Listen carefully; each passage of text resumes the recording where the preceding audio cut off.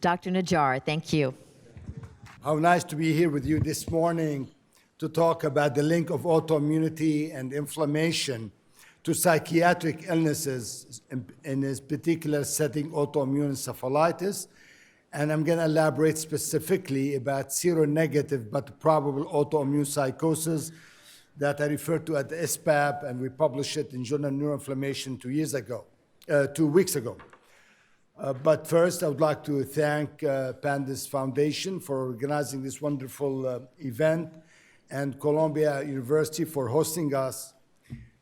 And most of all, it's a true honor for me to be speaking at an event in dedication for a great human being and physician, Dr. Gold.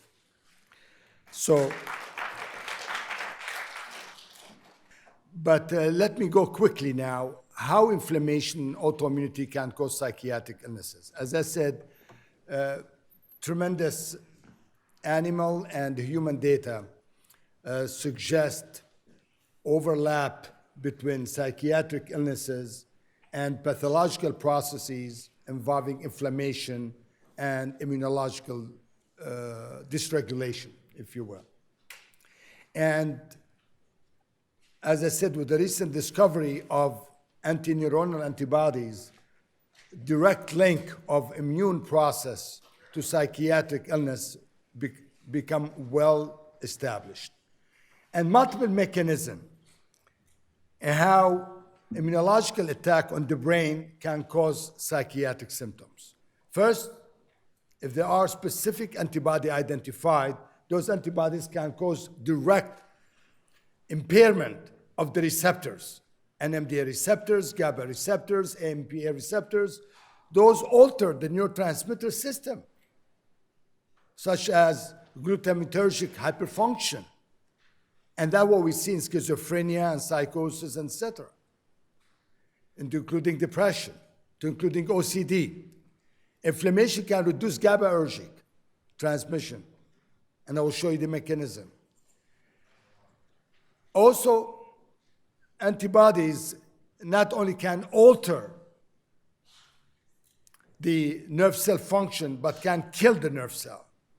And the nerve cell injury causes secondary inflammation. And that, when we talk about inflammation in the brain, is different from inflammation of the rest of the body. We refer to as neuroinflammation, and the cells involve microglia cell activation, astrocyte activation, and then recruitment of inflammatory cells or immune cells from the periphery, such as lymphocyte. Together, these cells produce inflammatory molecules such as cytokines, MMP, matrix metalloproteinases, and also cause derangement of the blood-brain barrier. And this is very much important concept because, as I said earlier, some of us may have antibodies in the blood, but they're causing us no harm because they have no access to the brain. We tend to believe, still at the level of hypothesis, infection can trigger autoimmune disorders of the brain through multiple mechanisms, one of them by opening a blood-brain barrier.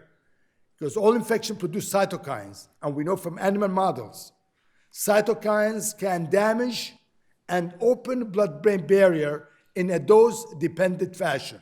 So if you have infection, open blood-brain barrier, happen to have some harmful antibodies in the blood, now have access to the brain. And once you have the open blood-brain barrier, the brain innate immunity start cross-talking freely with the peripheral adaptive immunity. And not only that, the blood for the first time starts sneaking on the brain, starts seeing something never seen before, because it's supposed to be a barrier. And those epitopes in the brain that were not exposed to the blood immunity now suddenly become exposed. And that can create a second immunity. And when you get more inflammation, you get damage even further the blood-brain barrier and then become a vicious cycle. Defining autoimmune encephalitis or autoimmune disorder of the brain really require, to better understand and develop clinical trials, you need 4 elements. First, characteristic clinical phenotyping, what the syndrome, and stick to that. Number two, identifying pathogen, infectious or antibody. Third, define the mechanism, how that pathogen or antineural antibody cause it. And four, which in my mind, the most important one, try to define biomarkers in the blood that allow us to predict disease risk, disease activity, response to treatment, and outcome. Once you find antibody, I feel better. Not only confirm diagnosis, but I know what type of treatment I need to give, what to expect. And as I said, when you get inflammation, you change the neurotransmitters of the brain. So are we surprised we have psychiatric symptoms? Why? It could alter tryptophan, kynurenine pathway at the expense of serotonin synthesis. The end result, less serotonin and more glutamate, and also the inflammation, specifically pro-inflammatory cytokines, can reduce GABAergic activity. So less GABAergic, more glutamatergic activity, and less serotonin.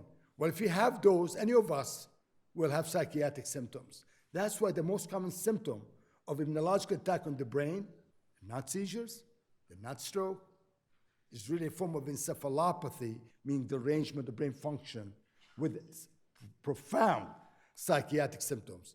In kids, often more OCD and tics and so forth. Psychosis more common in children and adults. We know that from other autoimmune disease. You get anti-NMDA receptor in children, you don't get psychosis, you get temper tantrum. You get OCD, you get tics, you get movement disorders, you get seizures. You get anti-NMDA receptor in adults, they get psychosis.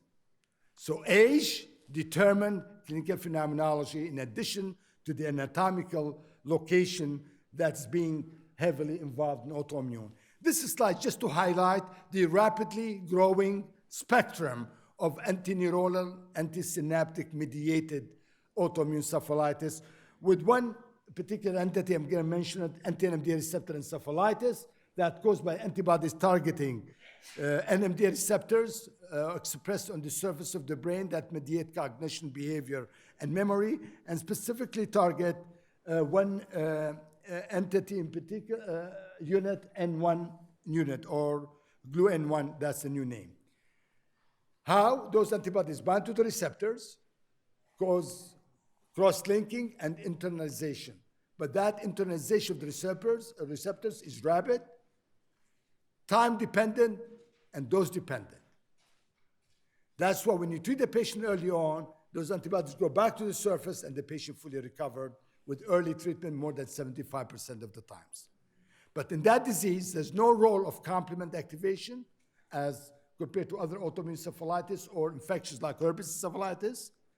There's no role for T-cell mediated immunity as compared to paraneoplastic limbic encephalitis, although you find antibody, but T-cell mediated immunity appear to be more relevant. And we had a host of clinical manifestation, but guess what?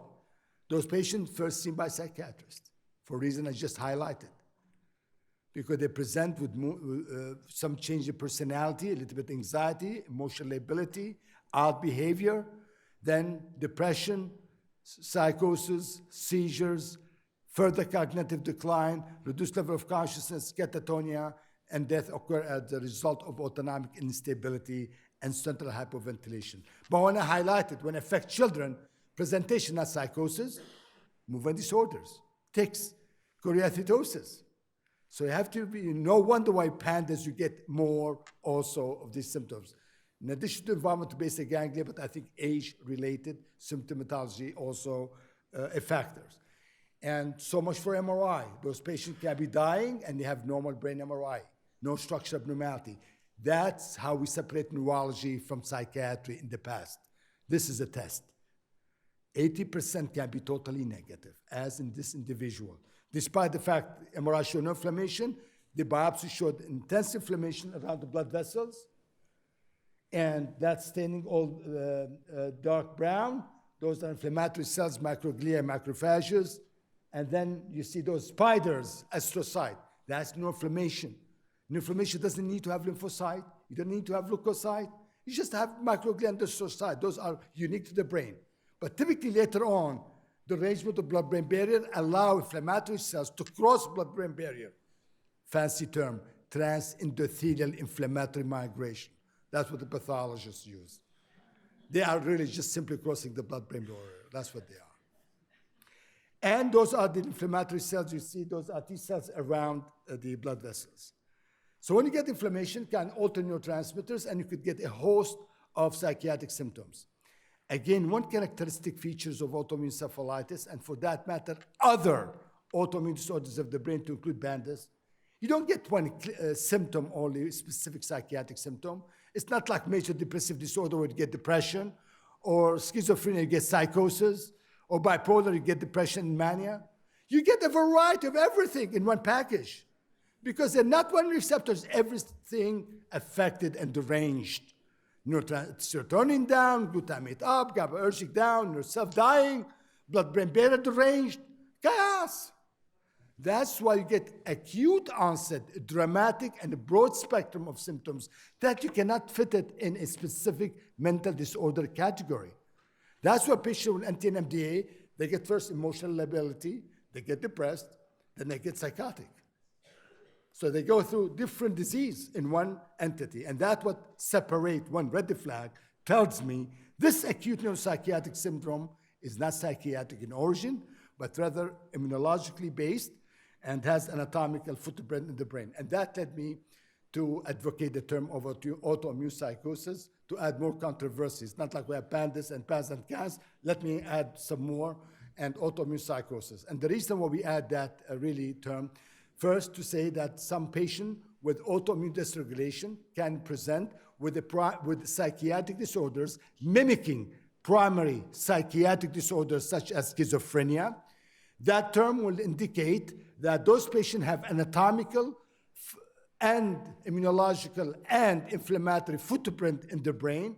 And most of all, this term will serve as a reminder not to overlook proper neurological diagnostic workup such as MRI, EEG, CSF, or functional studies such as SPECT, but rather to broaden diagnostic workup in order to generate more proper, accurate, differential diagnostic considerations that will include autoimmune disorders or autoimmune pathology, among other organic etiologies such as infection and toxic, metabolic, and so forth. First, you have to recognize it's not a primary mental disorder, not a primary psychiatric disorder. If you start that, that's great screening. You already won the battle. You know it's organic. And then try to define the organic. Is that immunological, infectious, or could be infectious causing immunological entity? And the last category, as I said, the autoimmune can be caused by either synaptic autoimmune disorders or systemic inflammatory disorder. We know about lupus. We call neuropsychiatric lupus. So there's no controversy. But the third category, that's why I highlighted, because that's what I see quite a bit. Those people present with acute, super acute onset of psychosis, with cognitive decline, no other neurological symptoms, and somebody never had personal or prior personal family history of psychiatric illnesses, and and refractory to all medication for obvious reasons. We just, some of the panel mentioned earlier that those patients do not respond well to neuroleptic medication and other psychotropic drugs. Those are the type of patient you need to start thinking, is it secondary then psychosis? Is that organic? Not necessarily immunological, and then try to rule out all etiologies to include immunological process. The challenge with this category, there is a frequent absence of structural abnormalities on brain MRI, as I told you, 80% can be negative. Frequent absence of focal neurological abnormalities, and CSF can be even normal. So how are we gonna diagnose those seronegative, no antibody like anti-NMDA receptor, but present with acute atypical psychosis, drug-resistant? Look for profound cognitive impairment, especially rapidly evolving. Remember, all those receptors mediate cognition and behavior, often present in limbic system in the frontal lobe. you don't have those receptors in the visual cortex. That's why the frontal lobe is often involved in addition to basic ganglia. So frontal lobe is going to give you initiation, planning, organization of thought process. Some of those, as you know, present with catatonia. Is catatonia psychiatric illness? Yes. According to DSM-5, yes, no. 50% neurological, 50% psychiatric. So we need to revisit. Back then, we classified on MRI and cheap lab testing. Now we know there's more sophisticated testing tell us some of catatonic patients are actually neurologically mediated disorders. And unless you do specific testing, you may not find it. And some of anti-NMDA receptor presented with isolated catatonia. So the question here, some of those patients, I know they have autoimmune psychosis because acute, super acute, dramatic, has a constellation of symptoms dominated by psychosis, do not fit one single category of a primary psychiatric disorder. But I don't find antibody, and MRI normal, CSF normal, and serology. You need to look the core pathology, evidence of it, which is inflammation and a blood-brain barrier derangement, because I showed you in all cases, it's the story of a blood-brain barrier and inflammation. If I document that, then you can. Current MRI does not document it, so I will tell you what I do. The best way to demonstrate those challenges is quickly through cases. This is 29-year-old. I saw her at 21 years of age with the disease started at 15 years of age. And the presentation with cyclic encephalopathy with psychosis. Lasts for 10, 15 days. Non-focal exam, no prior history of psychiatric illness, and that associated with the progressive cognitive decline up to the point when I saw her full-scale IQ was 77. Extensive workup, 5 major academic centers admitted and locked up, no diagnosis. And the only thing on CSF, she had elevated albumin. And that suggests derangement of a blood CSF barrier. That's the old way of looking, not the imaging, the fancy imaging we have. We have one way, but not always positive. And that to highlight the course, how it's progressive. And she had 2 MRIs normal, and this one of the MRI, totally normal. So I saw her, I suspect it's inflammatory, everything negative, except she had the pro-inflammatory cytokines elevated, IL-6 and TNF-alpha. And I know pro-inflammatory cytokines, I just mentioned, can open blood-brain barrier in a dose-dependent fashion, can alter neurotransmitters, and can cause a cascade of neuroinflammatory process in the brain. We treated her with IVIG and IVIG pulse therapy and steroid. And you could see dramatic improvement. The improvement lasted for 10 months. After 10 months, we stopped the IVIG, and then she had the relapse. And now you have lesions all over the brain. It took her 10 years for MRI to show us the MRI abnormality. For 10 years, she has not been treated. Why? Because psychiatric symptoms in isolation. She has no antibodies, but she does have pro-inflammatory cytokine. That's what allowed me to treat her. So I did biopsy it, and you could see here the blood vessels. I don't know if I have a marker here, it doesn't. The blood vessels, I have to jump here, and I will screen. This is the blood vessels. You can see chewed up, rehydration, thickened. That's the blood-brain barrier. Chewed up, high lines, and there's some inflammatory process around it. So there's inflammation in the blood-brain barrier. That's the pathology of those autoimmune. You treated her with plasmapheresis. The lesion disappeared, as you can see now. Although the lesion now disappeared in MRI, the patient continued to be sick without any improvement till this very day. Despite I tried everything exists in immunotherapy. It's too late. So you wonder why I stopped the treatment? Because I can't get authorization. What am I treating and how long I'm going to treat it? Those are the issues to be discussed. Quickly, this is a young lady, no prior history of illness. She had a sibling who had MS, came with acute catatonic state, refractory to all the medication. I accepted him, transferred to my institution. She got MRI, and she's small, white matter lesion, tiny, but she doesn't have MS. Her sibling has MS. That's a comorbid autoimmune we're talking about, family history. With catatonia, I know 50% in neurological, 50% psychiatric, did not respond to benzo, to any treatment. We give her IVIG and steroid, cured until this very day, no more recurrence. Isolated catatonia. Another case, a 21-year-old presented with subacute onset of refractory drug-resistant, a mixture between depression and psychosis, go in between. So I have to decide, is that psychosis or is that atypical depression, psychotic depression? Did not fit any particular pattern. But That disease followed a viral-like illness. We don't know what virus. A little bit feverish, backache, muscle ache, and then workup negative, with the exception EEG shows some slowing, but I did the brain PET scan. And you show areas of increase, with the arrow pointing, increased uptake. So again, after excluding alternative causes, infection and toxic metabolic substance abuse and so forth, then this, in that context, is an inflammation. Because there's no tumor, no infection, I ruled out everything else. And that was the only evidence. We treated and the patient fully recovered. This is a drug resistant. That's one red flag, because majority of the psychiatric disorders respond to treatment in some way, some capacity, 1/3 refractory. But when somebody's so refractory, and I could not put it in one category, that's why I call it. Last case, to broaden it, an 18-year-old presented with refractory neuropsychiatric symptoms, now OCD and tics, depression and cognitive decline. That's important, in addition to psychiatric symptoms. Again, the patient had a family history of autoimmune, and the person have some autoimmune disorders and have low complement. But all those anti-NMDA and AMPA, GABA, all those receptors negative. I have enough inflammation markers. I don't need, if I find the antibodies, great. Probably there's antibody, I don't know about it yet, we can't test for it. And that patient had the PET scan, that's so dramatic. You could see the frontal hypermetabolism, so severe in frontal and temporal. Again, treated with immunotherapy, 80% improvement. So this is what led me to use that term, seronegative, but probable, because I don't have autoimmune. And you know what? I said, Dalmo did it when he talked about seronegative, but probable autoimmune encephalitis, but nobody doubted. Why? Because the patient had neurological symptoms, have seizures, had deficit, has a gait impairment. But those patients have only neuropsychiatric symptoms. Now we're gonna doubt it. So after we explained to the reviewer what the rationale and how many cases we've seen, and I'm sure all of us have seen those cases, then they thought this is very important to have that entity up there. We don't want to make it more complicated, but important to bring the term, to bring awareness.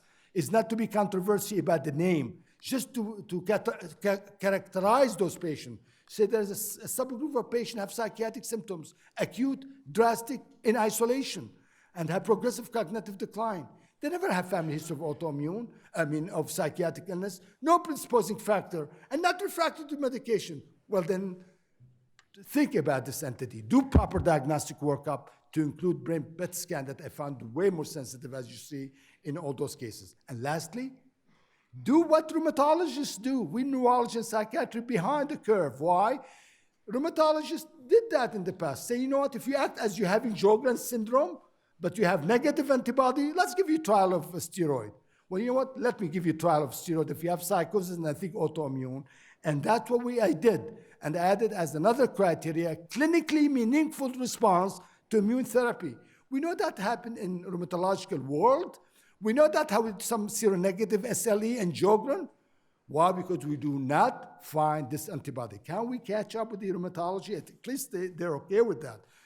And that's for joints. The brain, way more expensive organ. You could wait on treatment for joint, but you cannot wait on treatment for a brain.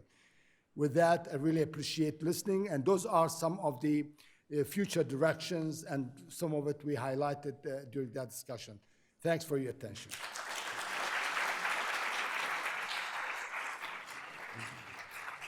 Our next speaker is Dr. Tyler Cutforth, research scientist in neuroscience from Columbia University. Right, so I'm going to quickly, as you know, I'm a non-clinician.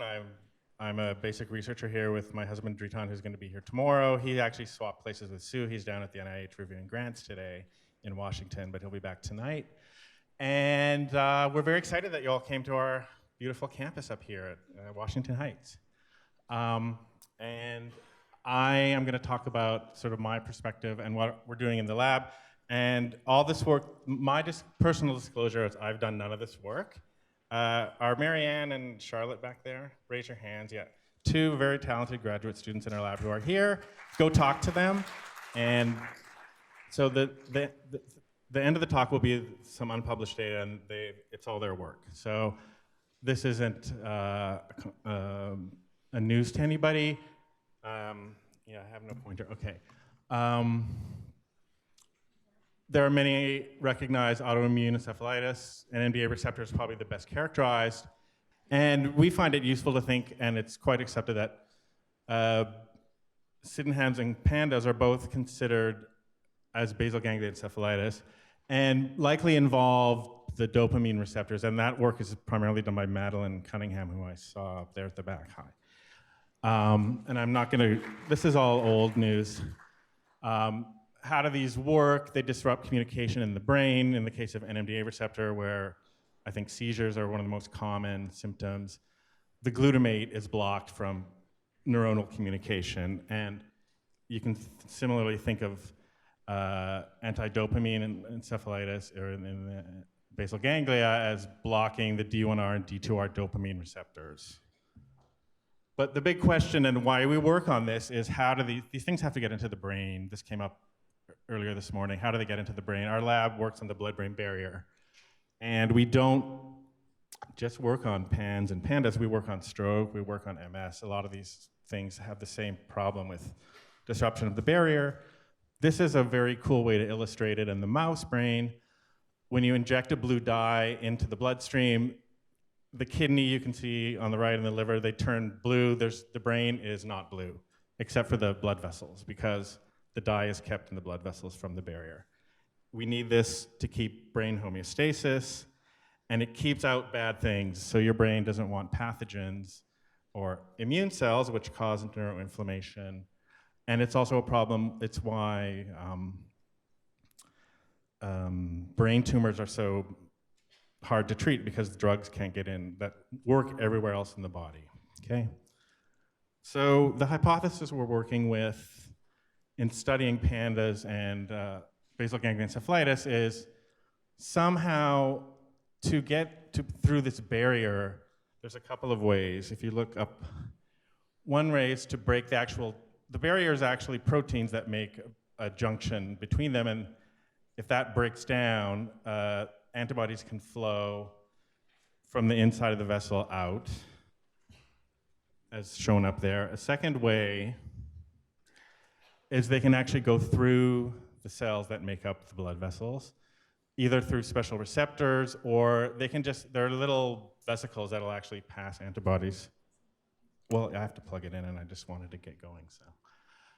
Strep, we know, is a bad pathogen for autoimmune disease, and again, all of these are extremely well accepted. If autoantibodies attack the heart or the kidney or the skin, you get these various diseases. And so I don't think it's much of a stretch to think of PANDAS and Sydenham's as a brain version. Somehow these autoantibodies that this bacteria is known to engender are getting into the brain. I'm not going to even cover this because it's symptomatology that you all know.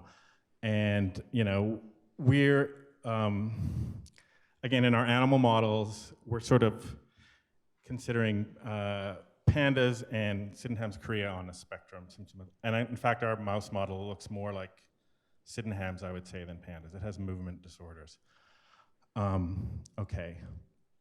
And so strep infections activate both the humoral and the cellular immune system. On the top, it's believed that the antibodies against the strep will cross-react with proteins in our body that look similar to little bits on the bacteria, but also T cells that recognize strep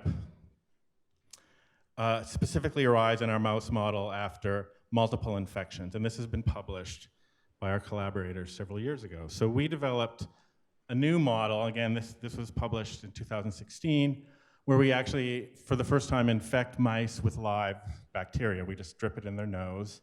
Strep is not really a mouse pathogen, but they get a disease. And what's really interesting is in the mouse sort of adenoid tonsil equivalent, the bacteria divide, and we can see T cells against the strep, and those T cells actually go right into the brain.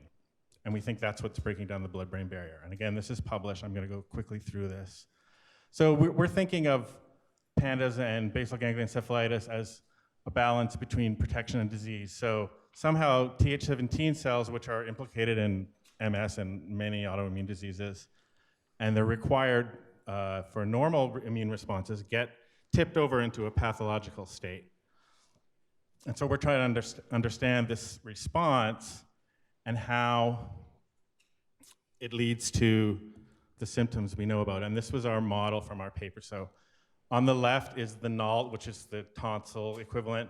T cells against the bacteria arise there, and they're right next to like a highway into your brain, which is the olfactory neurons.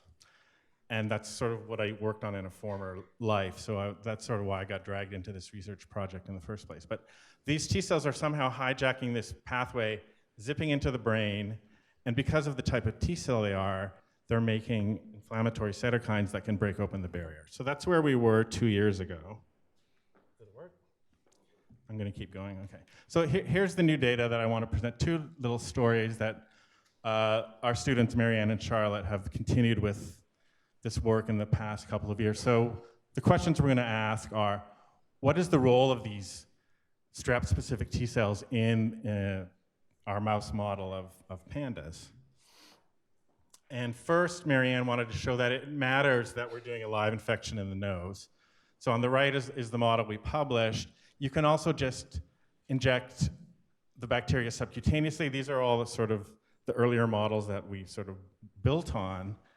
But we only get the destructive phenotypes when we do the intranasal infection and not the subcutaneous. And that's shown here. This diagram at the bottom, I'm going to show a lot of it. It's basically slices through the brain. So going from left to right is from the front of the brain to the back.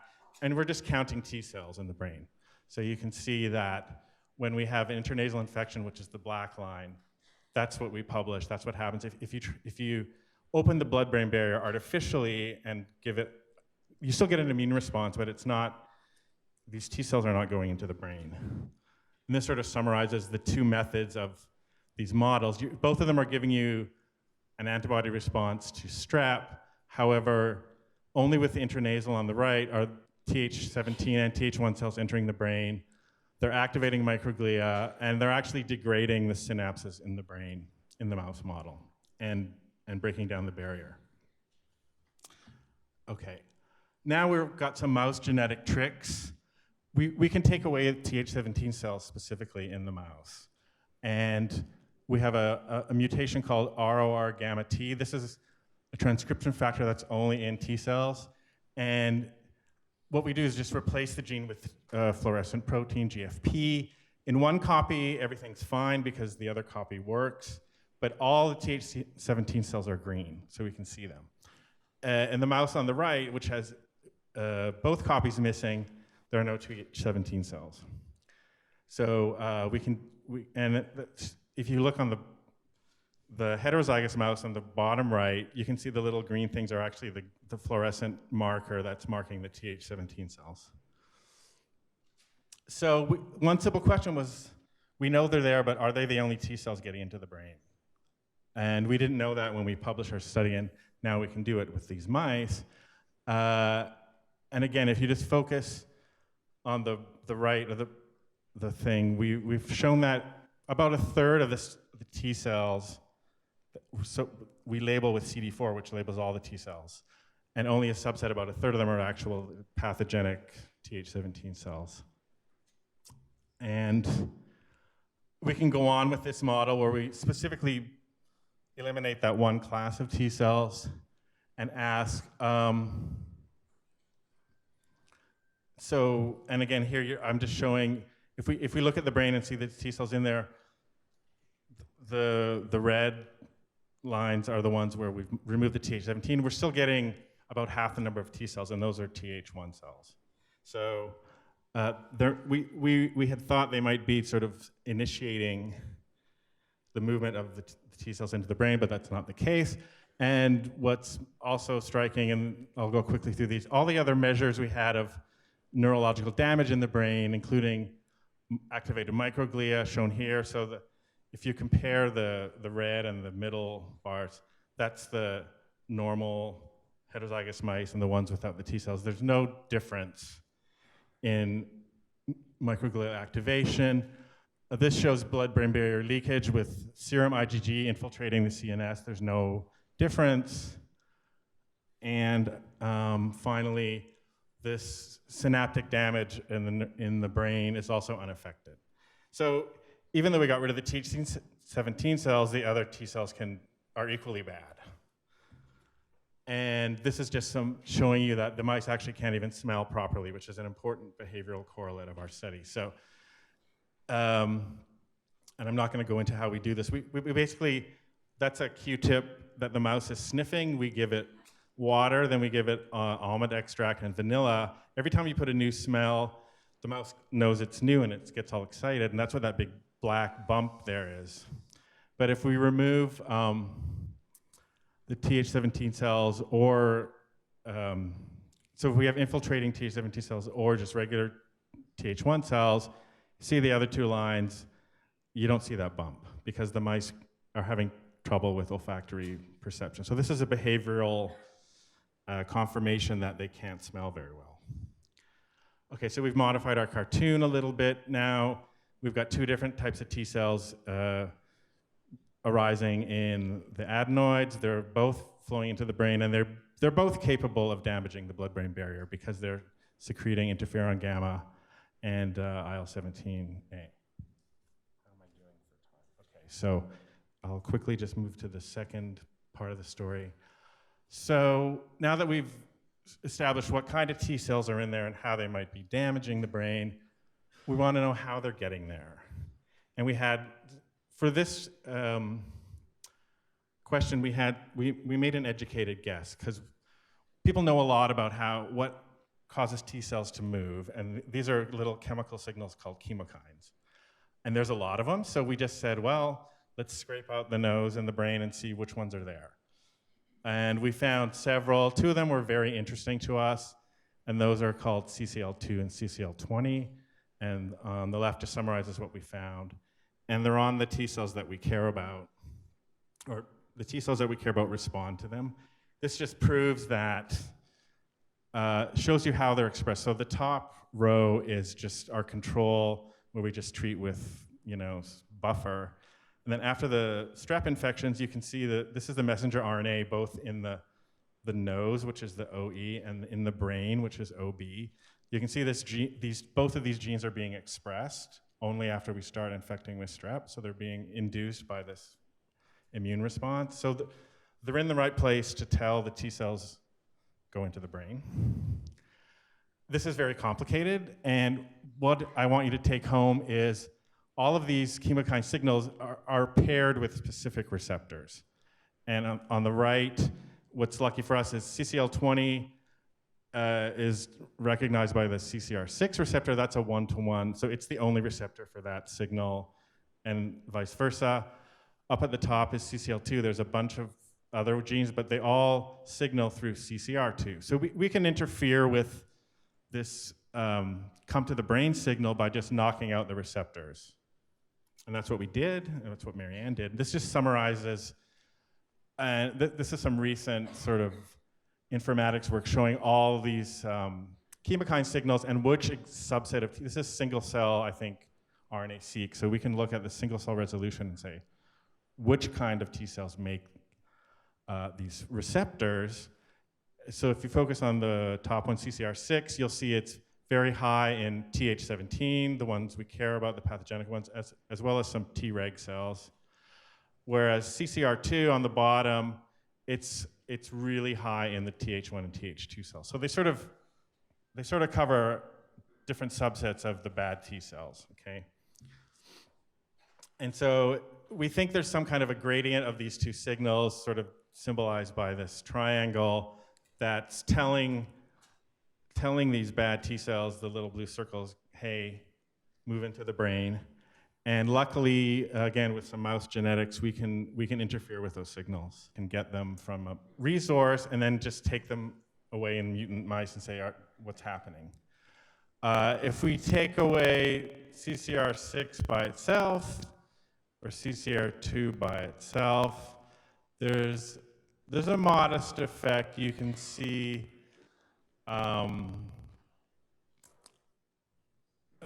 the top is the wild type mice, and then we take away 1 or 2 copies of the gene. There's some effect, but it's not really dramatic. Okay, so These are probably redundant signals, but we can now breed these mice together and start removing both genes.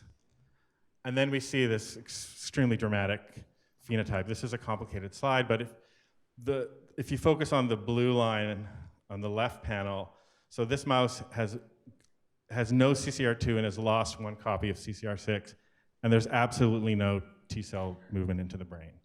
So this is very exciting. This is a new sort of mechanism that we can maybe target therapeutically down the road. This is why we do what we do. We're not going to be able to help you today with treating PANDAS kids, and that's what a lot of parents need. But we're hoping that this is going to lead to some new things we can try. A lot of these chemokines and the receptors already have FDA-approved drugs to block them. So these are sort of preclinical things. So our current, one thing we've learned from these recent studies is this might be another avenue to try to ameliorate the effects of this disease. We can just simply try to block that entry of T cells, which we think is one of the earliest triggers for the pathogenic effects of strep infection in our mouse model. And I think I'll stop there. Maybe we'll have time for questions. This is this is the biggest the lab has ever been. Last summer, we had a lot of summer students. I want to, again, thank Marianne and Charlotte, whose work this all is, and other people who've participated in the project, and the PANDAS Network, as well as other foundations and governmental sources that are funding this work, and be happy to take any questions if we have time. At the end, for everybody? Okay. And next we'll have Dr. Kyle Williams speaking. He's working at Harvard with the PANDAS kids there, and we're very excited to hear your talk. Okay. My name is Kyle Williams, and I'm the director of the Pediatric Neuropsychiatry and Immunology program at Mass General Harvard. I'll discuss a bit about IVIG and off-label use. I have no financial disclosures, although we do have some grant support from the PANDAS Network. And then I'll also, I don't have a slide on it, but I'd be happy to take any questions about NSAID treatment as well. So, and I will skip the basics of OCD, but just know that OCD is a very common disorder in both kids and adults, 2% of the population. About 30% of our patients don't respond to first-line or second-line therapies, so we do pretty well with about 70%, but there's still a sizable fraction that we end up not being able to treat with obsessive-compulsive disorder.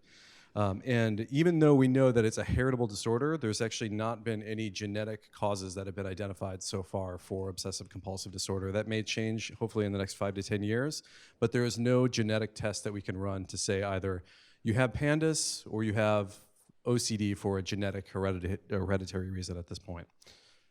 But there is a lot, obviously, as evidenced by us being here now. There's increased interest in autoimmunity and inflammation, both in obsessive-compulsive disorder and Tourette's syndrome as well.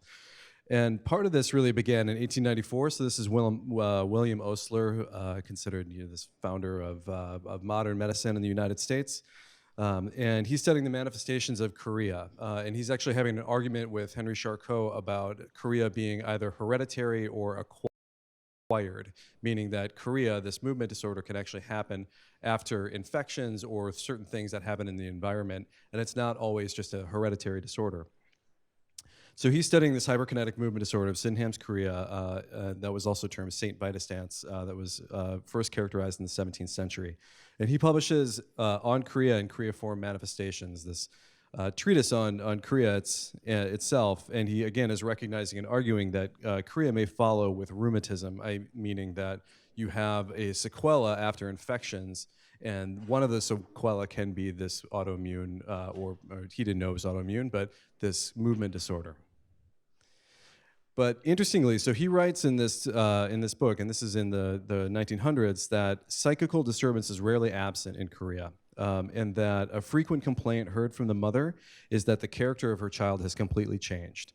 And then writes that frequently that the children are displaying odd and meaningless acts. And he goes on and describes a few different behaviors which I think, seen through the current kind of lens that we have now, could be interpreted as obsessive-compulsive disorder. And the reason that this is interesting is that obsessive-compulsive disorder really is enriched in people who have Sydenham's chorea. So Sydenham's chorea is not considered really a psychiatric disorder in any sense. However, the psychiatric comorbidities of Sydenham's chorea are frequent, and they typically involve either obsessive-compulsive disorder or anxiety disorders, often involve ADHD. But then Sydenham's chorea, having Sydenham's chorea increases your lifetime risk for having obsessive-compulsive disorder. So it seems like there's something that's shared in this pathology where one can increase your risk of the other. And again, this is hypothesized, if you've already heard this today, but Sydenham's chorea is hypothesized to be an induced autoimmune disorder induced by the strep infection, induced by your body's response to the strep infection, and then those autoimmune antibodies, T cells, whatever they may be at this point, which have not yet been fully described in Sydenham's chorea, those are what's driving the symptoms that we see in children and adults. So this is actually one of the first experiments that was done looking at serum taken from children and adults with Sydenham's chorea and put on, believe that this is rhesus monkey brain, but looking and finding that there is actually serum antibody reactivity to neuronal proteins that's taken from children with Sydenham's chorea. So the first evidence really that there is potentially an autoimmune process going on. And I'll come back to this method later because this is actually a method that we've used now in children with PANDAS looking for autoimmune antibodies, basically using the same sort of approach, which is taking serum from children who have the disorder and then overlaying it on either mouse brain or human brain to look to see, can we see direct evidence of an autoimmune or a binding reaction between the two? So for PANDAS, I think a couple times today we've said that we will skip over the symptoms, the diagnostic criteria, and I will do that pretty quickly again today. But if you're not familiar with it, I'm sure you'll have time to look at it as we go along. And so I will, in the interest of time, keep moving on here. But one of the things that is common when I either present or talk to people about PANDAS, the question is really, look, all kids get strep throat, which is true for the most part. OCD is a common disorder in the population. It's about 2% of the population. If we look at tic disorders alone, tic disorders are anywhere from 10 to 15% of the pediatric population for a transient movement disorder, a transient tic, which then regresses with age. But the idea is that what we've done here is essentially created a spurious association between these two because they were bound to happen just randomly within the onset of each other in some subset of children, and that we've created this causal mechanism between the two, but actually these two things, the onset of the obsessive-compulsive symptoms and the strep infection, are happening just essentially out of chance.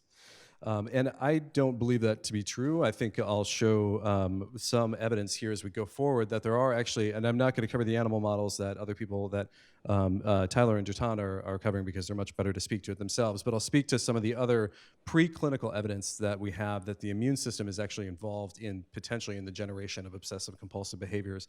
And some of the convincing evidence comes from mice first. So this is actually, you've heard these cells a few times today mentioned, but microglia are the resident immune cells in the brain, and they're really the only immune or the majority of the immune competent cells that are allowed to be present in the brain.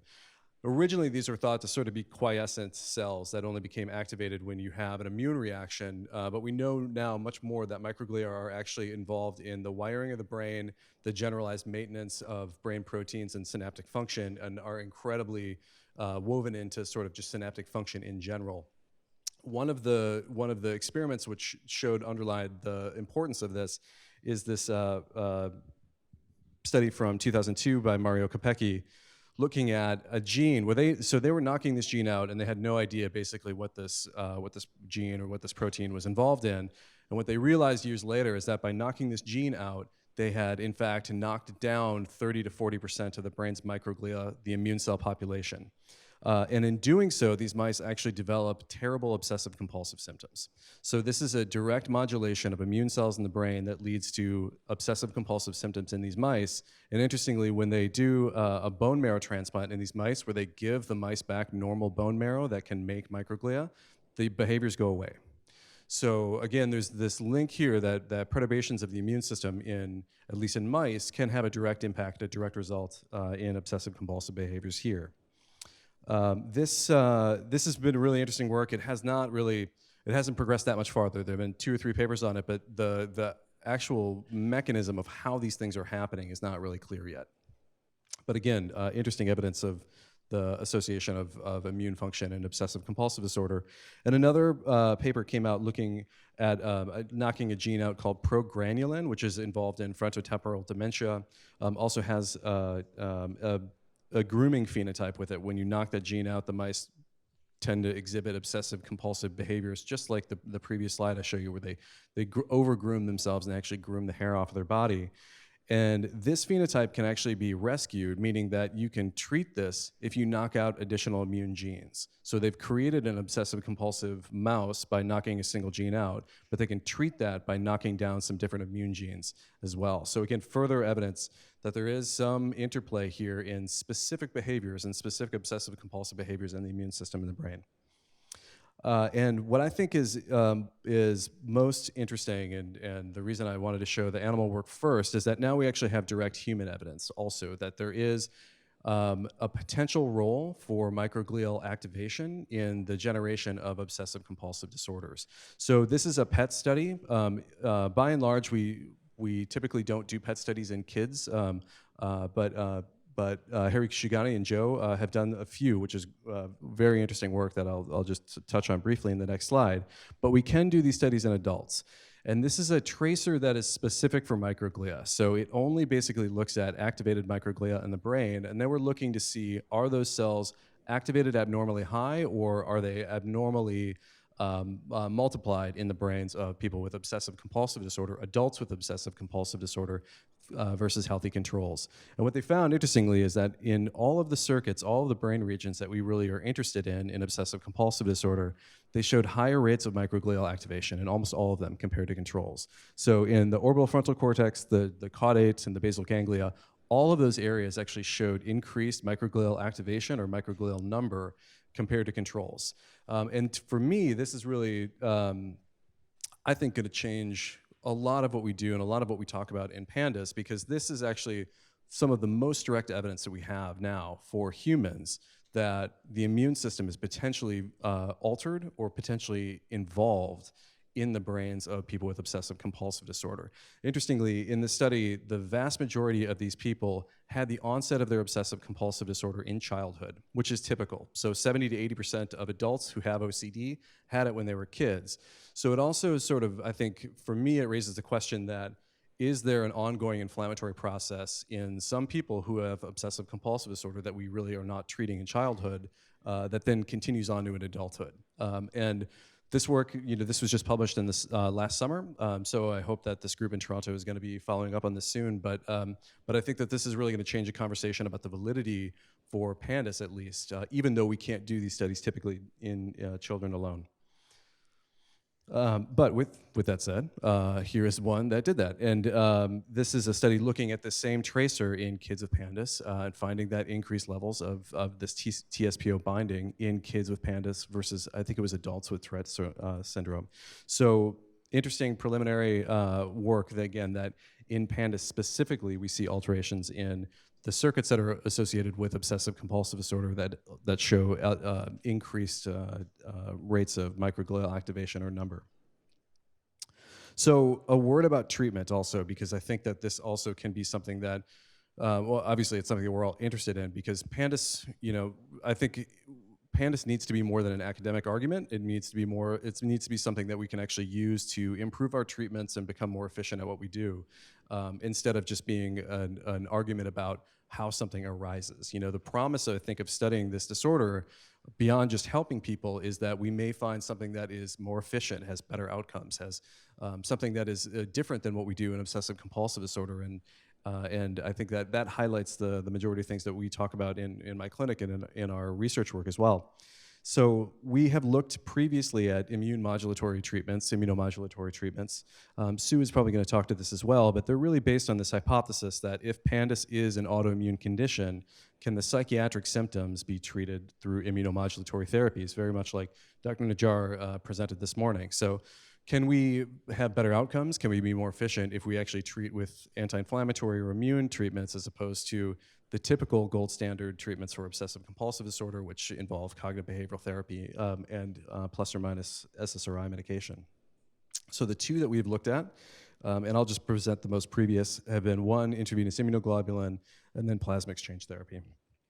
And so this was published 2 years ago. This is a trial that we did that Sue Sweeto, Jim Leckman, Bob King, Paul Grant, and myself did, joint between the National Institute of Mental Health and Yale.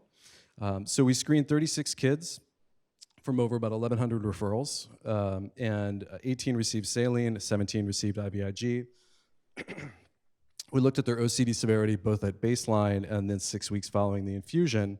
And then because this is a blinded study during the initial phase, there was a chance that kids only were going to get placebo, that they were not going to get the active medication in the blinded phase. And so we included a second phase of the trial where we allowed for anybody who had not improved, we said we will give you an open label dose of IVIG at that point. So we have a blinded phase where no one knows what they're getting. The investigators didn't know, the kids didn't know. Then we have an open label phase where everybody knows what they're getting. And we looked at both of those different phases. And so what we saw was that, unfortunately, in the double-blind trial, the double-blind phase, we actually did not see a difference, but a statistically significant difference. So we started to see these two populations separate out, but it was not statistically significant in the response to IVIG versus placebo. In the open label phase, we saw a very significant reduction in OCD symptoms. And then about 80% of the kids who were in this trial improved to some measure. And many of them improved really dramatically. So the question here, if we had to redo this trial, we would, and I think we'd do it a different way, because we had some things that we think that potentially are antibiotic response, maybe some other things that were superimposed on the response here that caused a failure really to find a difference between IVIG and placebo. Another possibility, though, is that we really, at this point, that the response to IVIG in the PANDAS population may be heterogeneous, and that there may be some folks that it's much more helpful for and much more targeted to, and there are other kids that meet the clinical criteria for PANDAS that at this point IVIG may not be helpful for. And if we had, again, a biomarker or something that would help us separate those populations out, it would allow us to probably see who actually should go on for immune therapy versus who should be treated with other means. And that's what we're starting to see now. So, sorry, my 2-year-old gave me a cold right before I came. This happens every time I present. I'm not, without fail, I'm not kidding. But so we wanted to look, again, just like the slides I showed you in Sydenham's Korea, we wanted to look for evidence of autoimmunity, and we wanted to look for evidence of autoimmune antibodies very similar to the anti-NMDA receptor antibodies, similar to the other things that have been found for other encephalitis conditions. We wanted to see if they were present in PANDAS. So we took serum from the kids who were in the IVIG trial, and we infused it into mouse brains. So we infused it into living mice over the course of 5 days. This work was done between Luciana Frick and then myself and Chris Pittenger at Yale. And then we wanted to see at the end, basically, do we see evidence of any antibodies that are binding to the mouse tissue? And the reason, if you're wondering, the reason that we do this in mouse tissue as opposed to doing it in postmortem human tissue is typically fixed in paraformaldehyde, and that really ruins the ability of antibodies to bind to the tissue.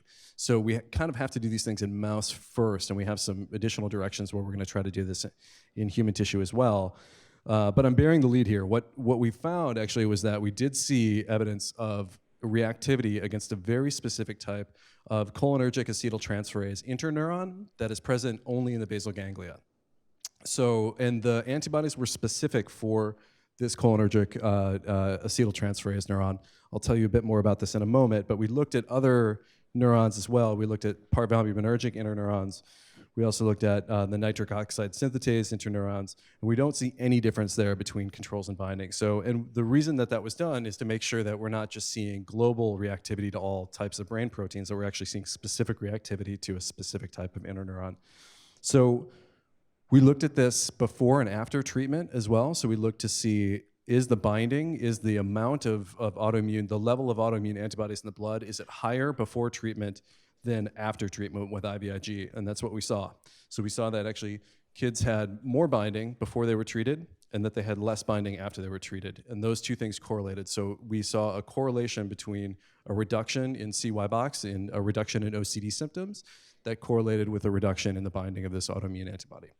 I should call it a putative autoimmune antibody, because really, it's not ideal to use, sounds silly to say out loud, but it's not ideal to use mouse tissue when you're studying a human brain disease, right?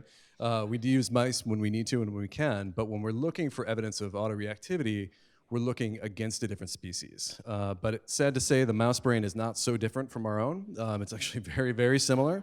And the mouse brain is actually a pretty good stand-in for a first-pass analysis to see if there is any autoimmunity. So very clearly, we need to follow up on these studies to see, do we actually see this? Can we replicate this in humans? Because if we can, then this really helps to show that there is a specific type of autoimmune antibody in the blood with kids with PANDAS, at least that we saw in this trial. And the reason that we're very interested in this specific this specific type of interneuron, is that they're shown to be abnormal in kids with Tourette syndrome. So this type of cholinergic acetyltransferase interneuron is actually decreased in the brains on postmortem analysis in adults with Tourette syndrome. And it looks like that probably has something very, very specific to do with the disorder of tic disorders and Tourette syndrome. And tic disorders and obsessive-compulsive disorder are highly comorbid and usually occur at the same time in individuals. So the vast majority of people who have Tourette syndrome have, or I would say a sizable amount of people who have Tourette have obsessive-compulsive disorder or ADHD. So the fact that this is sort of the direction that we're being pointed in for the autoimmunity in kids with PANDAS, I think is something interesting and something that we'll follow up on here in the next few months. The last thing I'll say quickly is that we looked for other blood markers of autoimmunity, not autoimmunity, immune disruption in kids with obsessive-compulsive disorder. We haven't done this yet in PANDAS, but we were looking at something called IgA, which is an antibody that you need to produce as a non-specific physical barrier from getting repeated upper respiratory infections. And we actually compared kids with obsessive-compulsive disorder to kids with autism spectrum disorders and kids with just generalized anxiety disorders. And we found that kids with obsessive-compulsive disorder had significantly lower levels of IgA. And actually, the levels of IgA that they had were similar to kids with celiac disease. And celiac disease is a disorder that is known to have low IgA levels. And so one of the reasons that we were very interested in IgA to begin with is that if you have low IgA or if you're IgA deficient, you're far more likely to get repetitive infections. And we are seeing a lot of kids in our clinic who are getting repetitive upper respiratory infections or repetitive group A strep infection. But interestingly, if you have an IgA deficiency, you're also far more likely to develop an autoimmune disorder because it probably speaks to some global immune dysregulation that you have in your body. And IgA deficiency then is associated with a number of different types of solid organ autoimmune disorders as well. So we'll hopefully be publishing this soon, and we're very interested to continue that work as well. So we really, I think, have a lot of intriguing clinical and preclinical evidence to suggest that immune dysfunction can be an etiological factor in both obsessive-compulsive disorder and tic syndromes, either through microglial disruption or through autoimmune antibody production or through both, most likely. And then our challenge right now and what we're doing in my laboratory now is trying to find, as Dr. Najjar pointed out, MRIs are typically normal in these kids, right? And we usually are not doing PET scans. So we want to we're changing the way that we acquire MRI images to try to make them more specific for inflammation in kids with PANDAS. And we are trying to look for non-invasive ways that we can look to actually detect and then quantify inflammatory or immune-related changes in the brain using MRI. And then with that, I will say thanks. These are the acknowledgements, and then we can finish up for questions. Thank you. Just a question. You mentioned using non-invasive MR. Have you used arterial spin labeling to study the blood flow to the brain? Yeah, that's a great question. So we're not. So Jenny Frankovich at Stanford is using ASL spin labeling. We haven't been doing. So we've been looking at proton relaxation metrics. So T1 and T2 star, and then magnetization transfer ratios as a sort of a stand-in for tissue disruption. And potential edema that may be resultant from inflammation. We should look at ASL. We haven't done either ASL or the other. I think interesting thing would be look at susceptibility weighted images, SWI, just to look at mainly iron disruption, because iron disruption is also associated with inflammation. This is really for Dr. Najjar, who is listening to a comment on his right. We're trying hard not to have PANS and PANDAS shade to all childhood illnesses that include anxiety, right? But sitting and listening to this description of a subset of acute onset psychosis patients who do not have markers that we can yet identify for an autoimmune process, I wonder, are we shading towards a point where first onset psychotic patients would be offered immunomodulatory treatment if they weren't responsive to typical meds? Well,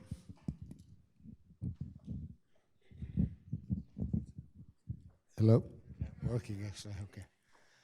That's a great question. So the last slide, more or less, was really, will address your, the questions.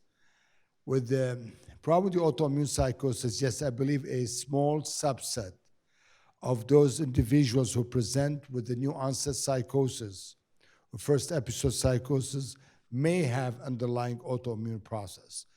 As I said, psychosis can represent a form, fruit of autoimmune encephalitis, limited only to psychosis, although the majority of those patients later on eventually will develop some sort of neurological abnormalities that actually allow us to make that diagnosis.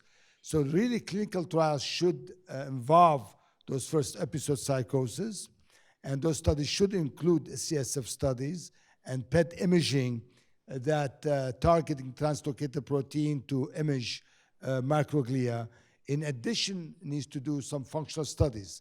As I said, the brain MRI typically normal, but a lot of those patients, if you do resting state functional MRI, and that has been done in cases of anti-NMDA receptor encephalitis, they identify a specific disruption or disconnectivity of neuronal network functional problems. So this is really the future.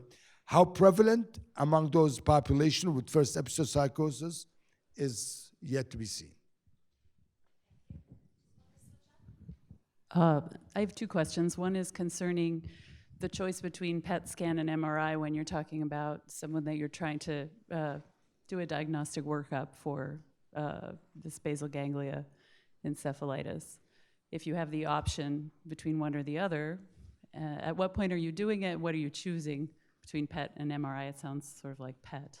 The other question is, has anyone, maybe Dr. Williams, noticed that in this, that the phenotype of kids with these illnesses, that we have subclinical infections, infections that present atypically?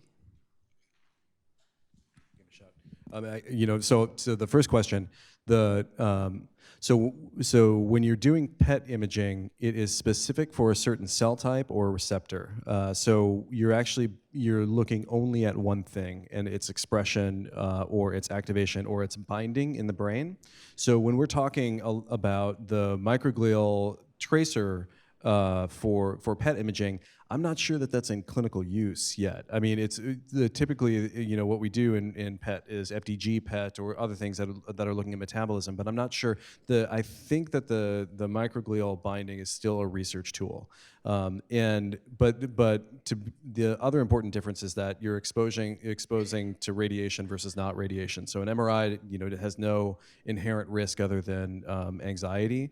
A PET scan has the potential risk of that you're being exposed to a significant amount or some significant amount of radiation. And so for that reason, I've tried to order an MRI on a kid at Mass General once, and they were like, we're not going to do, unless it's a tumor you're looking for, we're not going to do this because we think that it's actually too risky. But that's a psychiatrist calling them, so they're probably like, we're not doing this. I'm sorry, the second question you had was about infections with a variant presentation.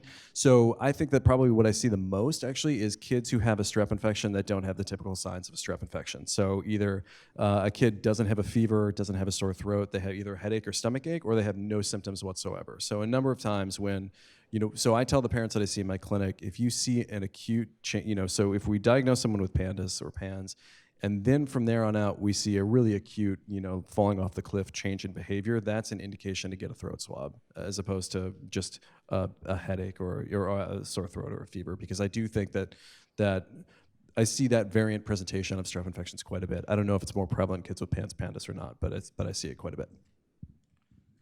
I agree with all comments. Just very briefly about the MRI. Just remember, before called also immunologically mediated, if you think first you have to determine the organic cause. And the MRI can rule out other structural abnormality. But when it comes for inflammation, autoimmunity is insensitive. The currently available, we use it widely, FDG PET scan can show you multiple abnormalities pattern, and that's already published in Anti-NMDA receptor encephalitis. The most common pattern, hypometabolism, around 15 to 20% they have hypermetabolism, others heterogeneous. In a proper clinical setting, after excluding alternative causes, then you could say this is probably inflammation. With regard to the tracer specifically for microglia, like what indicated, it's already still under research, because still it needs a lot of refining yet. Why? Number one, there's still mixed results about the sensitivity of detecting microglia activation. In the same disorders, some studies showed increased translocated protein expression, others reduced, others no change as compared to healthy controls. And there's several reasons for it. Number one, the resolution. Now we have second generation. And secondly, which is more important, and that's clinically relevant, the inflammation is dynamic process. So it's not just sitting there for us to eventually to make that diagnosis. You may have inflammation today, but a year from now, you end up with degeneration, with the gliosis, with astrocyte activation, and nerve cell injury, but inflammation gone. And some of those patients do not respond to immune therapy, may in part related to post-inflammation degeneration. And so you do marker to track the inflammation may be negative at this point. So it's a dynamic process. Again, this isn't a clinical perspective. We're doing some PET studies here with our mouse inflammation model, and it's a very active field. There's new ligands coming all the time. These are really messy, even in the mouse, not to mention the human. I mean, the receptor for the ligand is this TSPO protein. It's everywhere. It's in the blood vessels. It's in the microglia.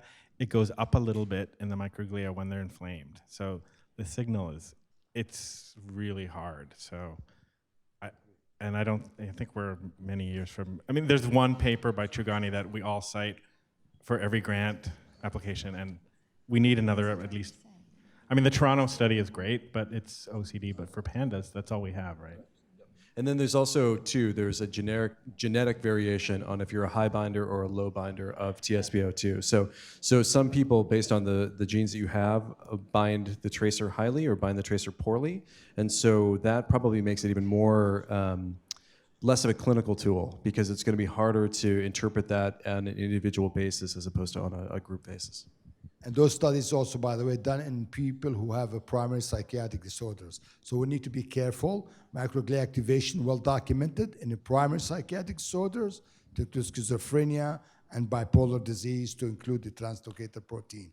So just as it's a messy field at this point, we need to navigate through it. Yeah, but very promising.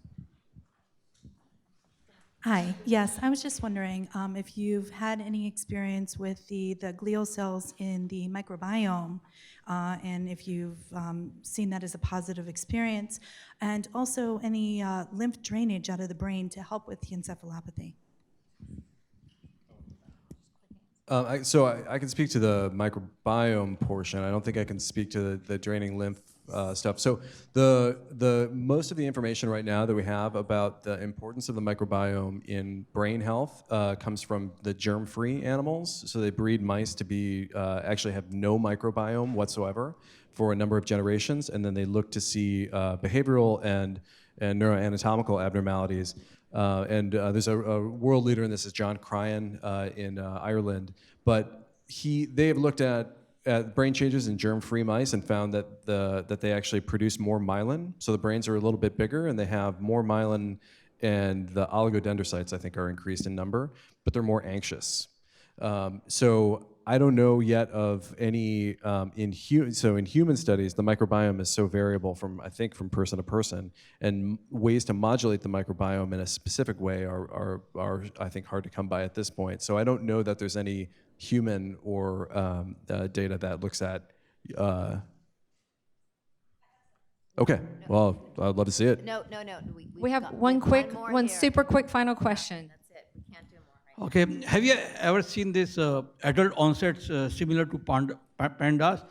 And then have you seen, because if it is a compromise of the blood-brain barrier, have you seen after post-traumatic the similar symptom, or after meningococcal meningitis or any meningitis?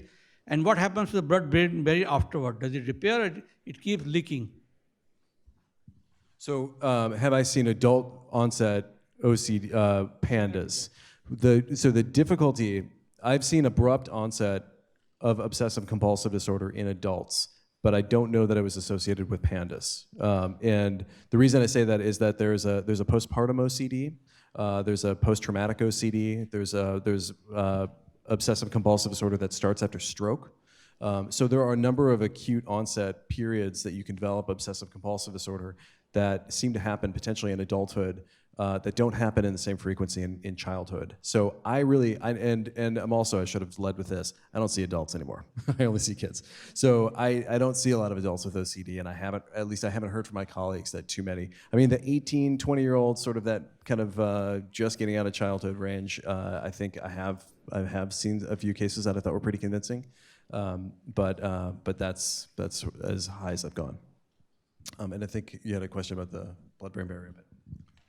The blood-brain barrier. So, all neurological disorders associated with the blood-brain barrier disruption have higher incidence of comorbid neuropsychiatric disorders, to include depression, etc., like MS, stroke, trauma, Alzheimer's disease, and etc.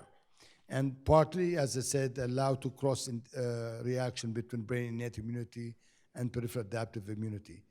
And if you have antibodies in the blood, clearly can allow it. There's only one study I'm aware of it in people with schizophrenia, where they look for anti-NMDA receptor among individuals with schizophrenia versus healthy control. They find the same prevalence. However, the patients with schizophrenia who have a neurotrauma, birth injury, they have higher rate or have a more severe psychiatric symptoms, which suggests that the antibodies that circulating the blood gain more access to the brain and cause them more psychiatric symptoms.